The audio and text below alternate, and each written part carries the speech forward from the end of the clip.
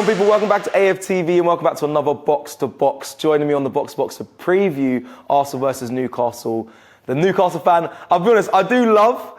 We've had some moments where he's been confident, and rightly so, because there was a whole takeover, new manager, everything, and it rattled me a little bit. At first, I thought it was cute, but then now it's become. No, you've become frustrating, especially in our last performance, the Disgracia derby, I've called it.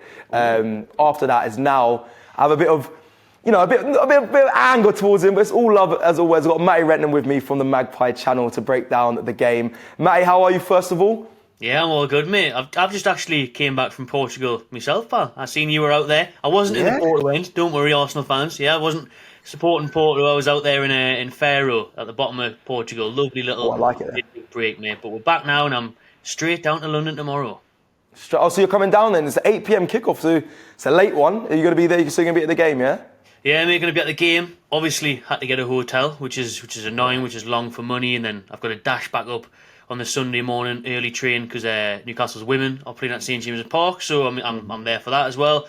So it's all busy, mate, but it's what you've got to do, innit? It's a disgrace from the Premier League, to be fair, putting games like this on for travelling Newcastle fans. 8 o'clock at night on a what is it, 500-mile round trip? Something like, mate, you were at St James's Park for the last game. I know it very well. Yeah, I know it's it very well. It's a long old trip, mate. It's longer to get in Newcastle than Portugal, to be fair, isn't it? Yeah. So it's quite literally... You're actually right. That's a great point. You're right. It's definitely long to do that. It is a disgrace here. It's that time of night. But listen, it is what it is. It's going to be a big game. I'm personally, as a fan, wanting revenge. But I want to get your thoughts ahead of the game. How are you thinking it's going to go? Especially with the form, Newcastle are in. They haven't lost in their last 5, I believe. There's a few draws in there. But how are you feeling ahead of the game? I'm a little bit more confident after seeing your performance midweek. Obviously, it's very different Champions League because before that, I was terrified. Do you know what I mean? When I'm seeing Arsenal scoring goals for fun, in Newcastle are conceding goals for fun. Luton scored 4 past us a couple of weeks ago at St James's Park. Bournemouth got 2, Forest got a couple. So it's the defence has been leaky, and that was our foundation for last year. We were solid at the back. That's what led us to have such an amazing season. This season it's been completely different. Obviously injuries haven't helped, but Sven Botman and that have been back now for a while. We haven't quite been as good as we were at the back last term. So defence has been a bit of a worry. Obviously we're missing Nick Pope still, and with all the goals Arsenal scoring, it is a bit of a worry. And I would say I'm absolutely terrified at the thought of Saka running at Dan Burn. That is going to give me nightmares tonight. I'm going to get no sleep. He always roasts him, it's so funny. I always love that. Every time it's just like short versus tall, and every time Saka gets round him, it's a great. I love watching. It's a great battle. Saka only comes out on top, but that'll be an interesting one come Saturday. But I do want to ask you. You said about Nick Pope. Obviously, is it a big miss him being out? I know that slip in your last fixture against Bournemouth was a bit of a bad one, but so are you missing? Is the keeper the biggest miss, or is there quite a few other players? Because your injury list is still quite large. Yeah. Obviously, the good news to come out of the presser this morning was that it looks like ex-gunner Joe Willock is going to be back for the first time in months. So that could be a nice little fairy tale story, maybe. We've really missed him. His energy is fantastic, and he does a lot for our midfield. Because obviously young Louis Miley's had to step in. 17-year-old kids, played all the big games, Paris away, everything, been phenomenal. I'd say the biggest miss is Joe Linton, to be honest with you, mate. I would say because Dan Burn is looking a lot worse without Joe Linton there to help him out, because Joe Linton would always drop back, help the defence, protect the back four a little bit more than anyone else. And we're really going to miss that. Obviously, Joe Linton's out for a couple of months. So that's a huge miss, as long as obviously Nick Pope as well. We know Dubravka's good, but he's not that great, is he? Shot stopping good, but overall not the best. So I'd say Joe Linton's the biggest miss. But like I say, if Willock's back, that's a plus. And obviously we need Isak to be fit. He's trained all week. But listen, there's word that he could be available for this game. I need to know from you. You listen to the presser. Is it too soon for Isak to potentially start, or do you think he'll be involved?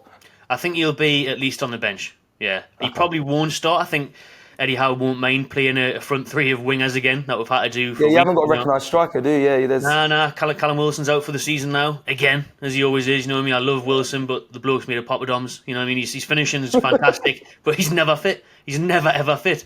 So Gordon down the middle is most likely, and then Amron and Harvey Barnes on the wings is probably the shout, or Jacob Murphy. Yeah, that's still a good attacking force. I know you haven't got a recognised striker there, but still can cause the team problems. I need to really get this answer from you, as you know you're the Newcastle expert. Do you expect to play like you played last season when you came to the Emirates? Piss us off, slow everything down. I'm not going to say cheat. It's not cheating because when I play football, I do the dark arts. I know how it goes, but is it going to be similar to that? Porto done it. They played the ref very well. They frustrated us. They stopped the rhythm. We're a team that needs to be getting the rhythm of a game. Let Odegaard get on the ball and dictate for us to really kill off teams. But do you expect Newcastle to try and stifle that by just slowing everything down, or go for a win at the Emirates? I think Porto have just given us the blueprint a few days before. That's the answer I didn't want to hear. Yeah, I really think they have. And obviously, Eddie Howe was asked, last year, like you just said, you frustrated them. Mikel Arteta was very angry again, and all that time waste and stuff that you mentioned last season when we did the fan cams. And Eddie Howe was asked, and he said, "No, we're going there to win." And I think he says that a bit tongue in cheek because I don't expect him to really do that. And obviously, we'll go there to win, but I think it will be very much not necessarily part of the bus, but not far off. Do you know what I mean? I think Eddie Howe will go there, and you've got to put respect on Arsenal, because if we go there and we try and go toe to toe, we'll get destroyed. So why would it be outrageous to go there and just say, all right, everyone have a good time, let's just go for it, yeah? Fly out the blocks. It's not going to happen. Let's keep it tight. Anthony Gordon on the break, that sort of thing. Bruno Guimaraes. That's what we're going to have to do. Fabian Shaw set pieces. That's the way we win the game, because especially without our strongest 11, we can't go toe to toe with Arsenal yet. Yeah, well, that's it. I think off the back of our form in the league, we've been quite dangerous. I think we're quite naive of Eddie Howe to come to the Emirates and try and. He says he's going to play for a win, but I don't expect you guys to come out at us, because if you do, I think that's where we'll take you apart. We've seen it over our past 5 games this year in the league as well. So. Listen, I want it to be an interesting game and a good game, an exciting game, but I know how Newcastle are going to set up. It is going to frustrate me. When I watch it on Saturday, I can just see how it's going to play out. But Matty, I need to ask you, because what happened really with Newcastle's form and all that? Because you guys, I think before the season, a lot of people predict you guys to be up there. Obviously, you're in Champions League as well, and all of that. Some people say it would have got too much for you. We saw Kieran Trippier back at the start of the season say, "Hey, you do not know about our injuries that we have," when fans were complaining. Is it still that? Is that still the cry or the main concern when it comes to Newcastle? Because obviously all teams are having injuries, but like I said, I've looked at your list and you have got a long list. Is it down to that, or is it just the fixture congestion? Is it getting, is it just the expectations this season? What is it, do you think, why they've kind of slipped off a little bit?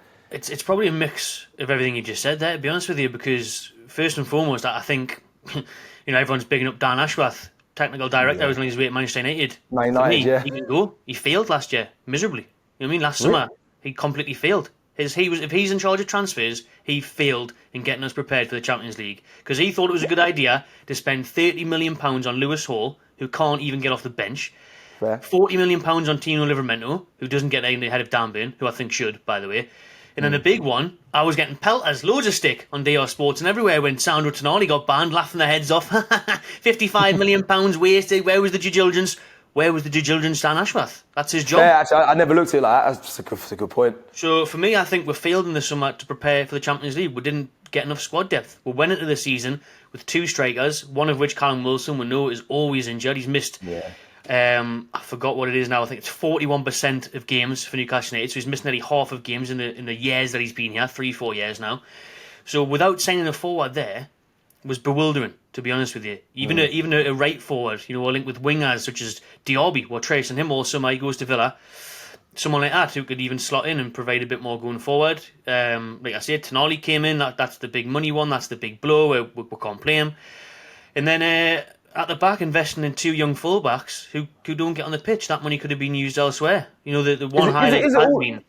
Sorry, is it all on Ashworth there, Matty? Because obviously Eddie Howe, when you played PSG the first game, dominated them. It was amazing. What a result for you guys. Obviously, I'm on the team was probably lit that night. But then, it's quite naive to then. I think at times where Eddie Howe just thought you can go on and do the same sort of thing where these teams. I've recently learned. Listen, Champions League, Porto. I thought we'd have great form, go in, win, but we ended up losing because, I don't think it's naivety, but we just didn't have the experience to really see out the game. Do you think Eddie Howe has a bit to blame on that as well?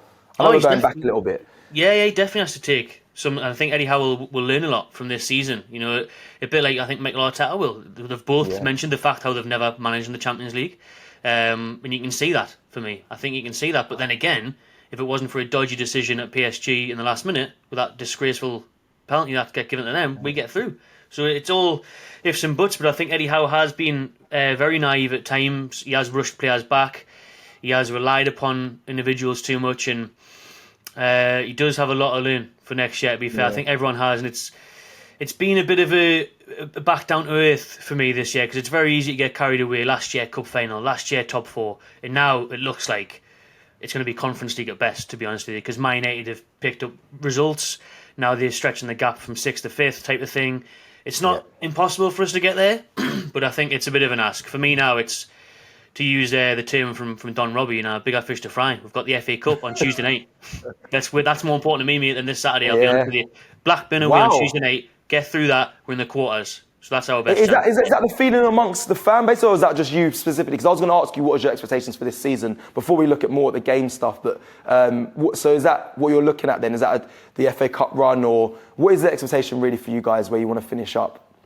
I think for me, and to be honest with you, I said this last year, I think, we're not a Champions League team yet. It came far too soon. We did over-exceed, and I think Eddie Howe can be the architect of his own downfall in that sense, where it was too soon. It was a massive overachievement. So I think now, getting Europa League would be perfect. Conference League, listen, I'll still take it. I'll go Thursday night in the middle of nowhere. Do you know what I mean? Look at how much joy West Ham fans had winning that league, the Conference League. Yeah. So for me, I haven't seen a trophy in my lifetime, so I'll take anything.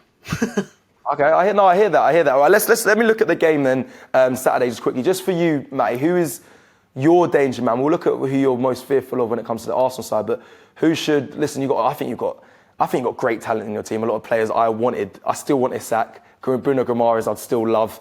These are the players I still love. But who do you think needs to have a big game for you guys that Arsenal should be fearful of when it comes to Saturday's game?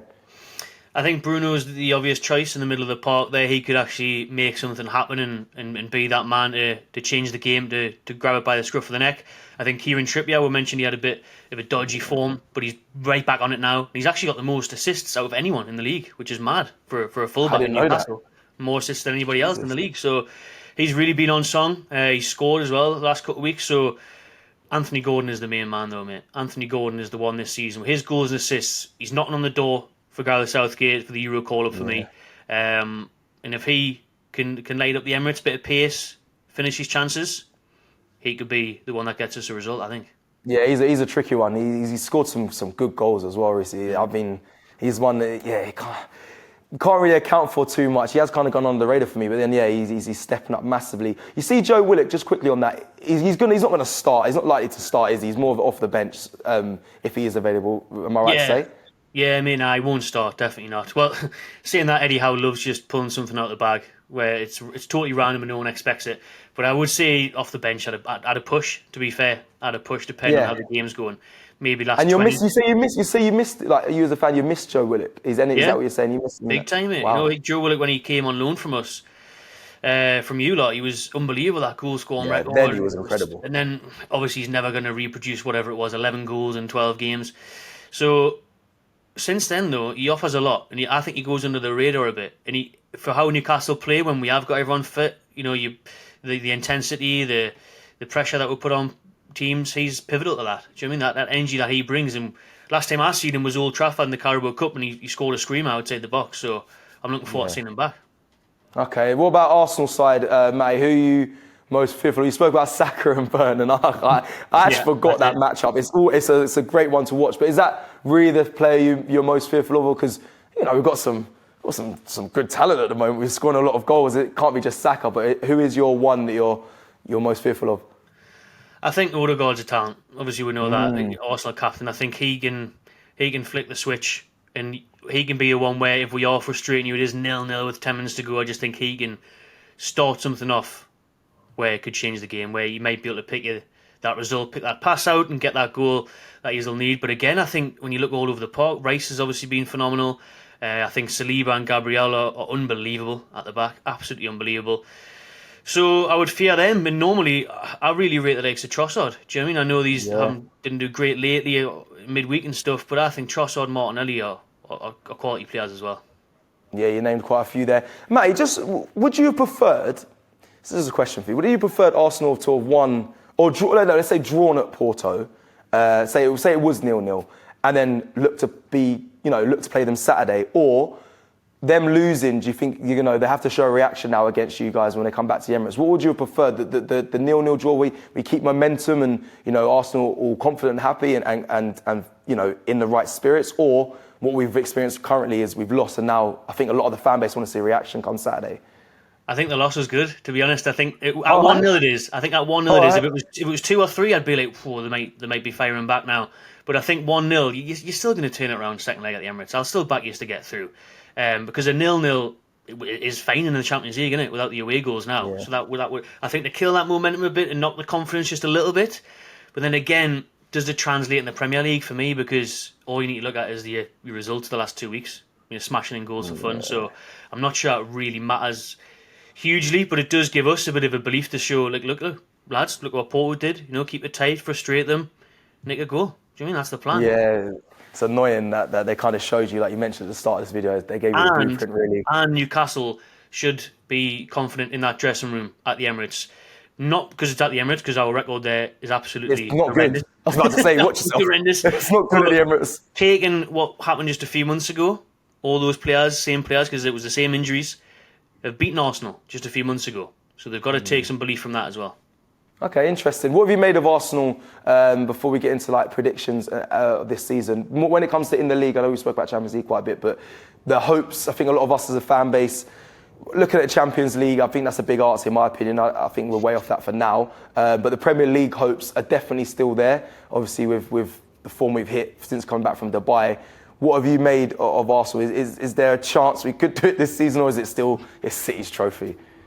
I would prefer you to win it, to be fair. I'd like Arsenal to win it. I hate City just because it just makes it so boring. I think it's just, you can't even get angry. If you don't win it, you can't. I don't think you can really be frustrated, because how can anybody win against Pep Guardiola's Man City? You just can't. You just can't. Because when you look at, if you did it, it would be unbelievable achievement for me. One of the best ever that anyone's ever done. Because if you win the league with Raya and goal and no out-and-out striker against Edison and Haaland, that would be unbelievable. And I think that's what's going to stop it, though, to be honest with you, mate. I think next season you could win it. I think if you sign Ivan Toney, you sign that striker in the summer, next season you could win it. Okay, but this year, City are going to just edge it again, probably, innit? Not even a Liverpool shout there, is it? Just you still just think, City are too much of a juggernaut? Nah, too much. I think, obviously, Jota's injury is going to hurt Liverpool. And I think the Klopp thing is going to backfire. I think it's going to get too emotional and they're going to fall away. Yeah, I think similar as well, Matty, to be fair. All right, let's get into the predictions then for this game. It'll kind of give me an idea of how confident you are, not confident you are, how you think they're going to... We kind of spoke about, they're going to play kind of similar to Porto, but what do you think the score's going to be on Saturday? I'm going to go for an optimistic 1-1 draw. I'm going to go for a 1-1. Yeah, an optimistic 1-1 draw. Because if you had asked me before Porto, and after I've just watched the draws against Luton and Bournemouth, I would have said, this is, after Arsenal's recent wins, I would have said, 3-1 Arsenal, something like that. 3-0. I tell you what, I don't even know why I'm saying we're going to score. Because, Cecil, I've been to the Emirates 7 or 8 years in a row now, and I've never even seen us score a goal. We haven't scored a goal at the Emirates in nearly 800 minutes. Since 2014, Jose Perez. So, if I see a goal, I'll be happy, to be fair. I don't know what I'll take to celebrate that win. You know what I mean? So I'll be happy with that, but I'll take a 1-1 draw, and I quite fancy it, to be honest with you. A 1-1 draw, you expect them to score. You're right, because I think the record's in the last 11 or 10 meetings at the Emirates, you guys haven't won. So I should be confident. But for some reason, Newcastle, I don't know what it is. They just give me a sense of a little bit of fear, a little bit of worry. We looked at Porto and I was quite confident saying, Arsenal should be able to get this done. And sadly, obviously, that didn't happen. But I have less confidence, funny enough, playing against you guys. Even though we are at home, the stats kind of go in our favour. I have predicted a 1-0 win. But again, that says it all in my prediction. 1-0. It's not like I predicted 3-4s, which we've been doing recently in the league. I'm worried about this game. It is kind of going down to the fact that you could potentially do, which I expect, a low block, which we have sometimes found answers for, especially off the back from coming back from Dubai. But I do worry that you put a low block in, you slow the game down, we can't get into our rhythm, and it is just a one goal that decides it, whether that's you or us. But I'm going to go a 1-0 win to Arsenal. I want revenge. I want revenge. I'll be I'm honest. hearing You a lot of guys, Arsenal fans saying this, like a lot of angry Arsenal fans after the VAR, they want revenge. So you never know. VAR, free of VARs. There's free VAR. We didn't get one of them. I think Arteta will be playing that all week, won't he, at the training ground, the VAR decision and in the dressing room beforehand. So, hey, it might get you fired up. I think it'll be a fiery one. I think it always has been the last couple of years, to be fair, hasn't it? It really has. I think as some of the signings, the Bruno Gomares welcome video, all of that, like, I just think you've done little things to wind us up enough to, you know, it frustrates me as a fan. I'm sure the players will be thinking the same. I said at first it was cute, the whole change around of Newcastle, new owners, but now I'm like, piss off now. It's time to. You're in the big leagues now. Let's get to it. And listen, revenge comes Saturday for me. But yeah, listen. Thank you, Matty, for joining me on this box to box and giving me the insight. I'm sure many of us that are watching enjoy and needed to hear. But yeah, like you said. You'll be happy to see a goal. For us, we've seen a lot recently from Arsenal. I want to see many more come Saturday. Let us know your thoughts and score predictions in the comments below, people. Matty, again, thank you for joining us. Make sure you check out his channel, the Magpie Channel TV. All the links will be in the description. Like the video, and good luck Saturday. Not too much luck, though. Let's hope the Gunners can get back firing. Take care.